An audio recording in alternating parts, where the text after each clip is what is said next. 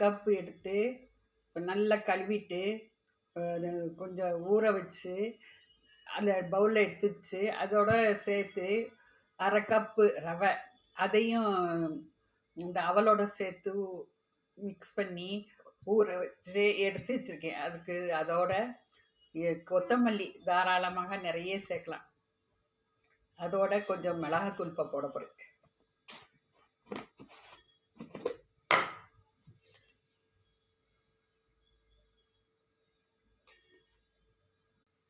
Chat masala தேவையான ஜீரகத்தூள்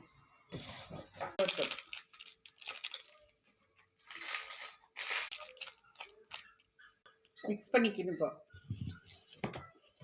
இந்த ரவையும் சேர்ந்த உருண்டை நல்லா சப்பாத்தி மாவு போல் பிசைஞ்சிட்டு இதை வந்து நல்லா உருட்டிட்டு இது சின்ன சின்ன உருண்டைகளாக எடுத்துக்கிட்டு நல்லா உருட்டிட்டு அது மேலே கொத்தமல்லி நிறைய போட்டால் டேஸ்ட்டாக இருக்கும்.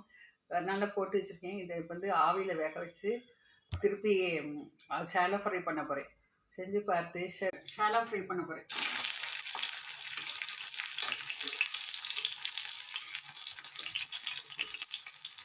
நல்லா இருக்கும், டேஸ்ட்டாக இருக்கும்.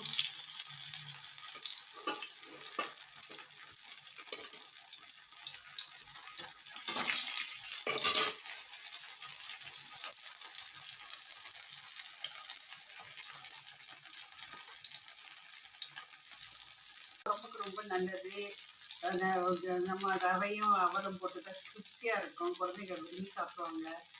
இது வந்து ஈவினிங்கில் குழந்தைங்க ஸ்கூல் விட்டு வரும்போது ஏதாச்சும் வேணும்னு சொல்லி கேட்பாங்க. இந்த சமயத்தில் நம்ம வந்து இந்த மாதிரி சின்ன சின்ன டிஷ்ஷாக செஞ்சு கொடுத்தா அழகாக சாப்பிடுவாங்க, விளாடுவாங்க. இந்த மாதிரி சின்ன சின்ன உருண்டை உருட்டி இந்த அவலையும் ரவையும் சேர்த்து நம்ம சொன்ன மாதிரி செஞ்சு இந்த ஷாலோ ஃப்ரை பண்ணி எடுத்து வச்சுருக்கேன். இதை செஞ்சு பாருங்கள், ரொம்ப டேஸ்ட்டாக இருக்கும். குழந்தைங்க விரும்பி சாப்பிடுவாங்க. ஈவினிங்கில் கட்லெட் மாதிரியே இருக்கும். இது நல்ல ஹெல்த்தியானது.